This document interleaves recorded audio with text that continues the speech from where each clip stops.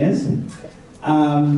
So this debater, I didn't get to meet them when they first started debating. I got to work with them during the Sophie class, and I was highly impressed by their abilities, their reasoning skills, the way they expressed themselves. So really their speech was a blast. It was a beautiful speech, and I'm sure they're going to transmit that emotion to you guys.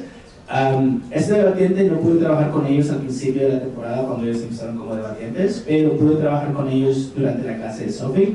Y me sorprendieron bastante la manera en cómo se expresan, la manera en cómo argumentan, fue increíble. So, without further ado, and making sure that we allocate enough time for this speech, please, speaker, please give us a round of applause for Taygen Richards from Public Academy.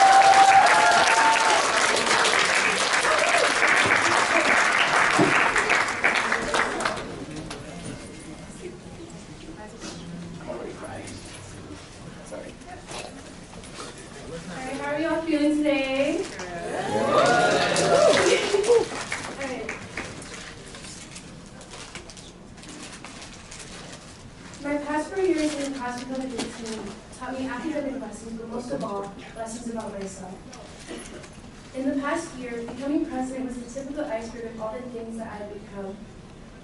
Starting at a new school in my freshman year was a Pandora's box of challenges coming out of quarantine. In a school where everyone had known each other since kindergarten, it was hard to find a sense of belonging as someone who was queer and black. I never raised my hand in class, no matter what I had to say, from the lump in my throat came the looks down, even though I knew the answer was right. I learned my lessons from times when I spoke and was met with the muttering of my peers calling me thing or it. I was human just like them, but with their eyes, they saw me as less. I searched everywhere until I wound up at the door of room 305, Mr. Ruth's English 9 classroom. At the time, the team was really small, but there being only juniors and seniors. At first, the debate team looked like a bunch of kids arguing with each other for fun. But when I would step into debate rounds, not a single word left my mouth when I noticed. Every syllable was articulated and nitpicked about by my opponents. My voice was heard and validated. The feeling that went through my body when I spoke was electrifying. Every round, I would look in the judge's eyes to let them know what their attention should be, not in the note sheet keeping track of the round, but on me. Debate was a place that healed my scars and showed me the gift of my voice. Standing in debate round assertive and loud gave me a skill no one could ever take from me again, my voice. Without debate, my voice, I would have not been able to be the friend or president my team needed when times were rough. I would never have the confidence every Wednesday from 1 p.m. to 5 p.m. knowing I belonged in my internship for the Massachusetts Senate. Debate took me to Yale University to study politics and economics, being debated from all over the globe. Once, I couldn't speak in class, in fear someone might hear me, but all these experiences showed me the hurdle I overcame wanting to belong. It was I who had the power to create a space for myself in any room I went into. In this home, I was given a new purpose for myself. Now I work making a community-based organization to help kids like me know that they have a say in their government because they have the strongest weapon of all, a voice. But at this moment, I want to thank my biggest supporter who's in the room today, my mom. She was the strongest woman I ever met in my life. She walked my hand through my troubles and achievements. When debate got hard for me in my first year, getting loss after loss, I didn't know the sport was for me.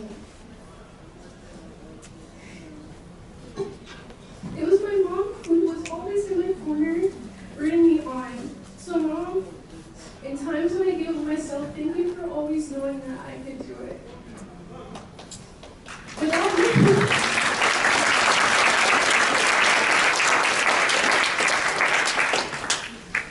Without you, I wouldn't still be doing what I do today. I love you dearly more than any words on this page could express, for my achievements on their own, they're ours. In the long, beautiful 4 years I found the life I wanted to give myself and the world around me. The days we head beyond high school doors, I want to give others what I never had on my journey. To know that queer kids like me have a place where they belong, where they can speak and be who they are because they're human like any other person in this room today. When I become a lawyer, I'll stand in a courtroom with my head high and my voice heard. When I take my first breath, that dream comes closer. I turn back looking at that quiet, scared freshman I used to be and the person I am here today.